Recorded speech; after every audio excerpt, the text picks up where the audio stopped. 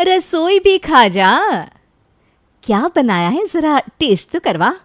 अच्छा पापा 2 मिनट, बस खाना जरा टेस्ट करके आती हूँ। अरे पापा इतना नहीं, मैं तो बस टेस्ट ही करूँगी, ज़्यादा भूख नहीं है मुझे। ऐसे डायलॉग देने वाले लोग आपके आसपास भी ज़रूर होंगे जो टेस्ट टेस्ट कह के 2 वक्त का खाना डकार जाते होंगे। ऐसी ही प्रिया भी थी, पर ये बात सिर्फ उसके घर वाले जानते थे कि ऐसा बोलना प्रिया का तकिया कलाम नहीं, उसके पीछे की कहानी दूसरी ही है। आज प्रिया और वैभव की शादी थी। दोनों स्टेज पर बैठे मंडप के तैयार होने का इंतजार कर रहे थे, तभी नैना वहाँ आती है। 1 घंटे बाद फेरों का मुहूर्त है भाभी, पंडित जी तैयारियां कर रही हैं, तब तक आप और भैया फोटो शूट करवा लो। ये सही किया तूने नैना कि बता दिया हमें, वरना इतने मेहमानों और रस्मों में हमारे पिक्चर्स रह ही जाते। चलो प्रिया ऊपर चलते हैं। तुम जाओ वैभव, मैं बस 5 मिनट में आई। वैभव कैमरामैन के पास चला जाता है और वहीं प्रिया का इंतज़ार करते उसे 15 मिनट हो जाते हैं, पर प्रिया तो आती नहीं, क्योंकि वो तो थी फूड स्टॉल पर। 16 श्रृंगार की हुई दुल्हन जब खाने के स्टॉल पर खाने की प्लेट लिए खड़ी हो तो लोगों की नज़र कहीं और जाए भी तो कैसे। खाने के स्टॉल पर प्रिया को देखकर सभी मेहमान हैरान थे। अरे भैया इधर दो ना पानी पूरी, बार बार आप मुझे स्किप कर रहे हो। नहीं नहीं मैम, मैं आपको कैसे स्किप कर सकता हूँ, आप तो दुल्हन हो। हाँ तो इसीलिए पहले मुझे खिला दो, उसके बाद गेस्ट को खिलाते रहना। पानी पूरी के बाद पास्ता, पास्ते के बाद डोसा, फिर मोमो।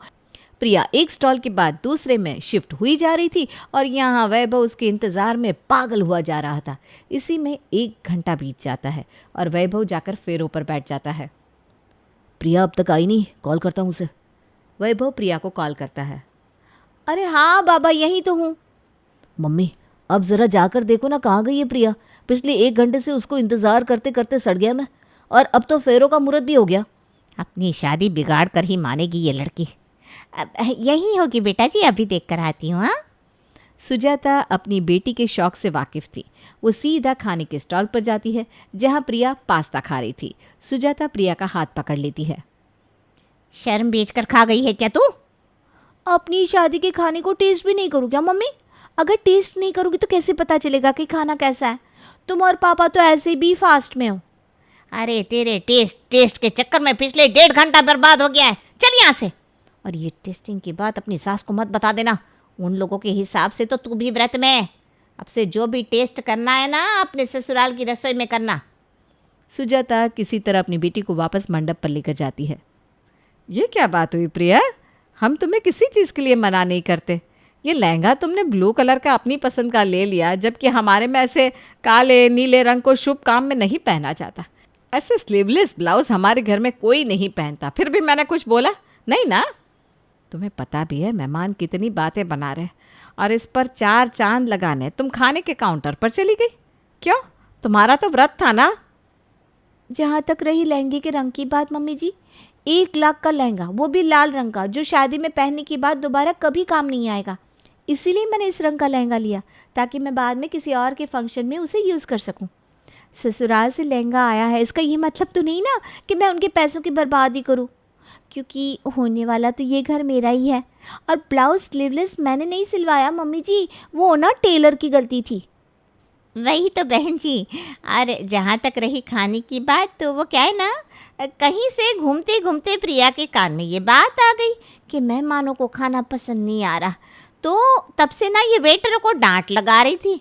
अब लड़के वालों की खातिर में ज़रा भी कमी होगी तो होने वाली बहू को तो दुख होगा ही ना। ये तो सिर्फ अपने ससुराल वालों के लिए खाने के स्टॉल पर चली गई थी, वरना लड़की वालों में आधे से ज़्यादा लोग तो व्रत पर है। अरे तो तुम्हें बताना चाहिए था ना प्रिया, बेकार में मैंने तुम्हें डांट दिया। सुजाता और प्रिया बात संभाल लेते हैं और शांति से प्रिया और वैभव की शादी हो जाती है। शादी के दूसरे दिन सुबह सुबह तैयार होकर प्रिया अपने कमरे से बाहर आती है और अपने सास ससुर के पैर छूती है। जीते रहे बहू, जीते रहे। यही आशीर्वाद तो अमृत का पान है पापा जी, वरना इस कलयुग में और क्या ही है जो मन को शांति दे। अरे तू तो बड़ी संस्कारी है बहू। संस्कार तो होनी ही है ना मम्मी जी। मम्मी ने मुझे बचपन से ही संस्कार डाले हैं और मुझे ये भी बताया था कि मुझे पराए घर जाना है, पर उन्हें ये कहना चाहिए था कि तुझे अपने घर जाना है। अच्छा मम्मी जी, मैं अपनी पहली रसोई की तैयारी कर लेती हूँ। मुझे बनाना तो सब कुछ आता है, पर आप बताइए क्या बनाऊं। बाप रे बाप, भाभी आप इतनी अच्छी अच्छी बातें कर रहे हो, आपको पता है इसका नतीजा क्या होने वाला है? मम्मी ना अब मुझसे काम करवाएंगी। हाँ तो कुछ सीख अपनी भाभी से, तुझसे ज़्यादा बड़ी नहीं है ये। पर संस्कार देख इसके। अब तू एक काम कर बहू, तू ना आलू टमाटर की सब्जी और एक भिंडी की सब्जी बना ले, और साथ में रोटी और चटनी, बस इतना काफ़ी है। पर मैं तो नाश्ते में पोहा खाती हूँ ना मम्मी। हाँ तो आते ही सारा काम अपनी भाभी पर लाद दे कि उसे लगे कि हम बहू नहीं नौकर लेकर आए हैं। मैंने जितना नाश्ता बताया है उतना बना ले बहू, काफ़ी है। जिसे कुछ और खाना होगा वो अपना नाश्ता खुद बना लेगा।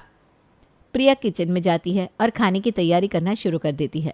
9 बजे डाइनिंग टेबल पर बैठे सभी लोग खाने का इंतज़ार करते रह जाते हैं और 10 बज जाते हैं।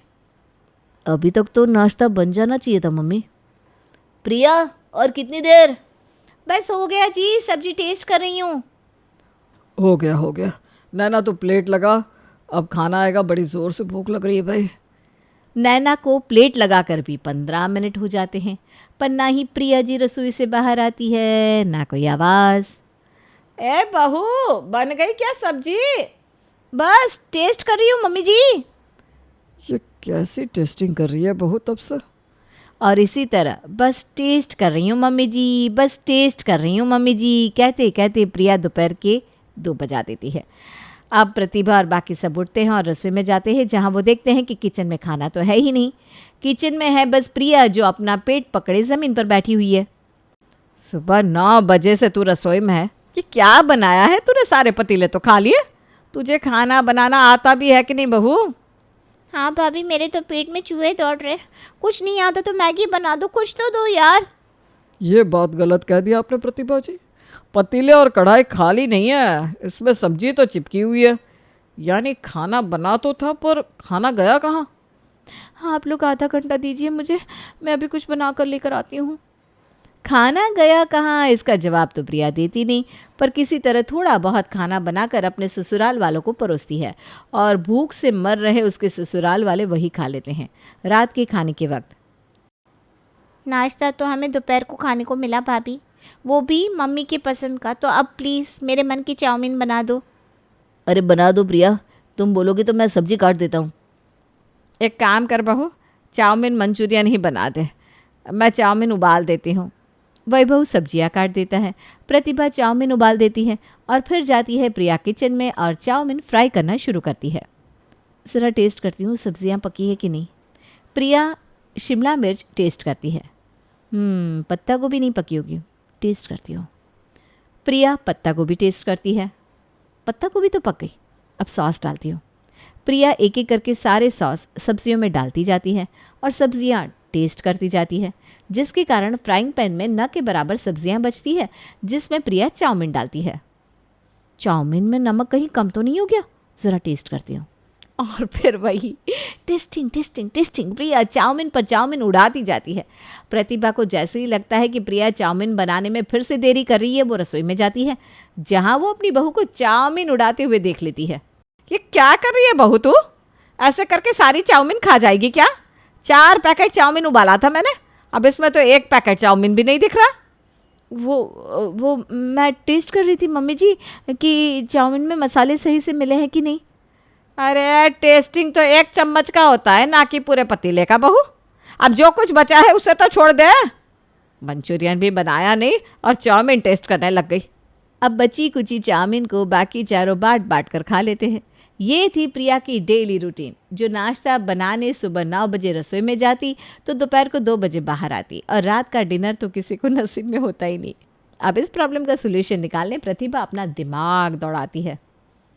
बहू 9 बजे रसोई में जाती है तो 1 बजे बाहर आती है, यानी 4 घंटे का वक्त बहू को कम से कम तो चाहिए। तो क्यों ना हम बहू को 6 बजे ही रसोई में भेज दें, तो शायद 10-11 बजे तक तो हमें नाश्ता मिल ही जाएगा।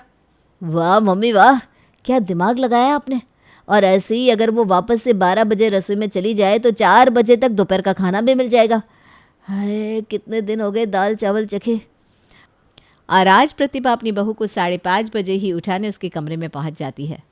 बहू, ए बहू, उठ भी चल। मम्मी जी आप इतनी सुबह यहाँ क्या हो गया, गैस स्विच हो गई है क्या? अरे खाना देती है क्या तू हमें जो गैस हो जाएगी? तो आप लोग कहीं बाहर जा रहे हैं क्या? एक काम कीजिए ना, गेट को बाहर से ही लॉक कर देना और सुषमा आंटी के पास घर की चाबी रखवा देना, मैं कॉल करके खुलवा लूँगी। अरे हम कहीं बाहर नहीं जा रहे हैं, हम यहीं हैं और तू रसोई में जा रही है। अभी से जाकर बैठ जा रसोई में और जितनी बार खाना टेस्ट करना हो कर लेना। जब तेरा पेट पूरी तरह भर जाए तो हम सबको भी 2 टुकड़े परोस देना। 4 घंटे तो काफ़ी होंगे ना। और अपनी बहू को धक्के देकर प्रतिभा रसोई में भेज देती है। अपनी आदत से मजबूर प्रिया टेस्ट करते करते फिर से नाश्ता हजम कर जाती है और नाश्ता बनाने के लिए ना अब फ्रिज में सब्जियां बचती है ना ही आटा। बाहर आकर प्रिया अपनी सास से कहती है, वो मम्मी जी क्या हुआ ना कि फ्रिज में सब्जियां ख़त्म हो गई है, वैभव आप जाकर सब्जी ला दोगे? अरे बहू, अगर ये सब्जियां लाने बाहर जाएगा तो बलराम के यहाँ से कचौड़ियाँ ही नहीं ले आएगा क्या? एक काम कर बेटा, तू जाकर बाहर से कचौड़ियाँ और समोसे ले आ, हम उसी का नाश्ता कर लेंगे। कब तू सब्जी लाएगा, कब बहू से बनाएगी और हमें देगी कि नहीं देगी उसका भी भरोसा नहीं है। हाँ भैया, ये आइडिया सही है, मुझे भी कॉलेज निकलना है, जल्दी से नाश्ता ले आओ। वैभव जैसे ही नाश्ता लेकर आता है, प्रिया नाश्ते की थैलियाँ उसके हाथ से लेकर रसोई में सर्व करने के लिए ले जाती है। बाहर के समोसे कचौरी है, पता नहीं कौन सा तेल इस्तेमाल किया होगा, एक बार टेस्ट करके देखती हूँ। और बस प्रिया की टेस्टिंग शुरू हो जाती है। फिर क्या होता है ये तो आप समझ ही चुके होंगे। 5 मिनट बाद सभी रसोई में आते हैं और प्रिया पेट पकड़कर ज़मीन पर बैठी थी। फिर खा गई क्या? अरे यह तो सच में फिर खा गई, सब कुछ चर गई है। हे भगवान, तूने ही पसंद किया था ना प्रिया को प्रतिभा। औरत लेकर आई है या चरने वाली गाय, इतना तो गाय भी नहीं खाती। सही में भाभी, एक तो हमारे तक नाश्ता पहुंचाने के पहले ही आप उसे टेस्ट करते करते खा जाती हो। अब हमने बाहर से नाश्ता मंगाया तो उसे भी डकार गई। घर का खाना ही नसीब नहीं हो रहा है मुझे। हालत देखो मेरी, भूखे रह रह कर कैसे सूख गई हूँ मैं। कॉलेज भी जाना है, फिर से बाहर खाऊं क्या? न जाने किस घर से आई है तू, कभी खाना वहाँ पर मिला नहीं था क्या तुझे? जो कुछ बोलना है मुझे बोलिए मम्मी जी, मेरे घर वालों को कुछ बोलने की ज़रूरत नहीं है। और वैसे भी मेरी माँ ने मुझे कहा था कि बेटा आज भर रुक जा, फिर जो टेस्ट करना है अपने ससुराल में जाकर करना। सो मैं कर रही हूँ। और इस घर की बहू आप भी हैं और मैं भी, तो खाने पर मेरा भी तो अधिकार है ना। अरे तो बहू, ये भी तो फर्ज बनता है ना कि घर वालों की भूख का ध्यान रखो। हद कर दी बहू तूने तो, हद कर दी। अब तो रसोई में पैर नहीं रखेगी। प्रतिभा अपनी बहू को रसोई का काम करने से मना कर देती है और खुद ही रात का डिनर बनाती है। डिनर बनाने के बाद प्रतिभा जैसे ही अपने कमरे में सुरेश को बुलाने जाती है, प्रिया पीछे से रसोई में जाती है और सब्जी टेस्ट करती है। इस सबसे अनजान अपनी माँ के हाथ का बना खाना खाने वैभव हाथ मुँह धोकर टेबल पर बैठ जाता है। आज मिलेगा खाना, कितने दिनों के बाद मम्मी ने खाना बनाया है।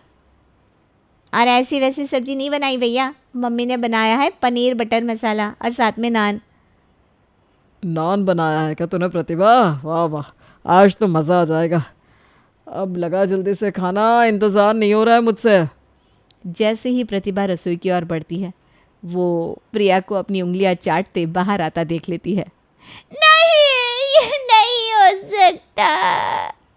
सुरेश तो बेचारा बिना कुछ कहे पानी पीकर अपने कमरे में चला जाता है। आप लोग मुझे ऐसे क्यों देख रहे हैं? और पापा जी अंदर कमरे में क्यों चले गए? सब खा गई? हाँ, मतलब टेस्ट किया बस कि पनीर में फ्लेवर अंदर तक गया है कि नहीं। आज मैं आपके कमरे में सोऊंगा मम्मी। मैं भी। और प्रिया को छोड़कर सभी एक ही कमरे में चले जाते हैं और इस मसले को सुलझाने का रास्ता ढूंढते हैं और उन्हें रास्ता मिल ही जाता है। सुबह वैभव अपने कमरे में तैयार होने जाता है। बिस्किट का पैकेट छिपाकर बैग में रखा था, उसी का नाश्ता करके चला जाता हूँ। वैभव जैसे ही अपनी बैग खोलता है तो उसमें खाली रैपर था। मुझे भी खा जाओ ना प्रिया, कसम से। अरे बिस्किट एक्सपायर तो नहीं हो गई ना, वही चेक कर रही थी बस। आज गुस्सा नहीं वैभव, बस कुछ घंटे और रात तक सब ठीक हो जाएगा। रोज़ की तरह आज भी 7 बजे वैभव ऑफिस से घर लौटता है, पर आज वो अकेला नहीं था, उसके साथ थे 4-5 लोग। खाना अंदर ले आइए भैया। वो लोग कैटरिंग के लोग थे जो प्रिया के ससुराल में खाने का बुफे लगा देते हैं। ये सब क्या हो रहा है मम्मी जी? वैभव आज कुछ है क्या? ये सब तुम्हारे लिए ही तो है प्रिया। साउथ इंडियन, चाइनीज़, इटालियन सारा खाना है यहाँ। 40 लोग खा ले इतना खाना मंगवाया है तुम्हारे टेस्टिंग के लिए। और इस खाने से मन ना भरे ना तो रसोई भी खा जाना बहू। ये सुनते ही प्रिया की आंखें शर्मिंदगी से झुक जाती है। वो किसी से कुछ कह पाती इसके पहले ही सभी अपने अपने कमरों में जाकर अपने कमरे का दरवाज़ा बंद कर लेते हैं। अब इतना खाना वेस्ट तो नहीं कर सकती, मैं टेस्ट ही कर लेती हूँ। खाना अच्छा रहा तो किसी फंक्शन में इसी कैटरिंग वालों को बुला लूँगी। पूरी रात प्रिया खाना खाती रहती है और खाना हजम भी कर लेती है।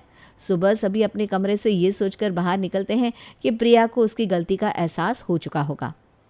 मुझसे गलती हो गई मम्मी जी, मुझे माफ़ कर दीजिए, मैंने कुछ ज़्यादा ही कर दिया था। नाराज़ तो हूँ मैं तुझसे, पर चल कोई ना, जा बना ले नाश्ता। प्रिया खाना बनाकर टेबल पर सभी को परोसती है। ज़रा टेस्ट कर लेती हूँ।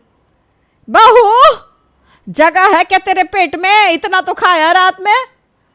हाँ मम्मी, तो उस बात को तो वक्त हो गया ना, बच गया सब। सभी अपना सर पकड़ लेते हैं।